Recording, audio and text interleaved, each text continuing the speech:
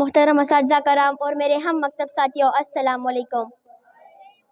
صدر علی وقار، میرا موضوع گفتگو ہے ہمیں ختم نبوت پر ابھی ہوشیار رہنا ہے۔ ختم نبوت یعنی نبی پاک صلی اللہ علیہ وسلم کو دل اور جان سے اللہ کا آخری نبی اور رسول تسلیم کرنا ہے۔ میرے اس عوام اور پورے پاکستان سے یہ سوال ہے، لا الہ الا اللہ محمد رسول اللہ کے نام پر تحلیق ہونے والی مملکت خدا دار میں مجھے اور آپ کو اس بنیادی عقیدہ پر پہرے دینے کی ضرورت آخر کیوں پیش آئی؟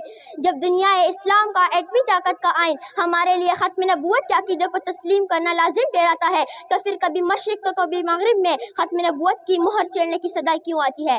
کبھی اقتدار کے ایوانوں کے اندر اور کبھی باہر سے ختم نبوت ترمیمی بل کی باجگس سنائی کیوں دیتی ہے؟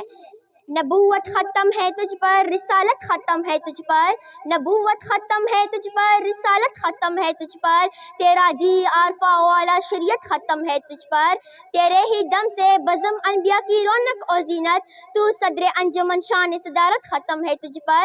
جب مزمل بھی وہی، مدثر بھی وہی، یاسین بھی وہی، طٰہٰ بھی وہی، جب انہی کے ہاتھ میں تکمیل ہو دی ہے میرے انبیاء، شان رسالت ختم ہے تجھ پر۔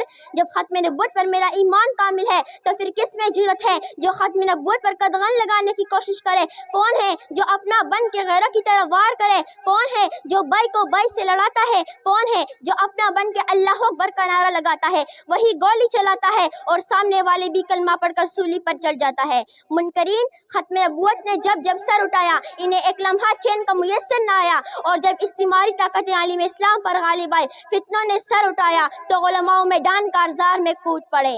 جس دن عقیدے ختم نبوت پر آنچ آئی، اس دن روح زمین پر قیامت برپا ہوگی۔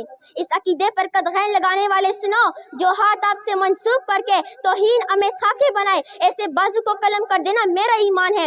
جو آپ کے ذات کے خلاف ایک حرف بھی بولے، ایسے زبان کو کھینچ لینا میرا ایمان ہے، کیونکہ عیسیٰ کے معجزوں نے مردے جگائے اور محمد کے معجزوں نے عیسیٰ بنا دیا۔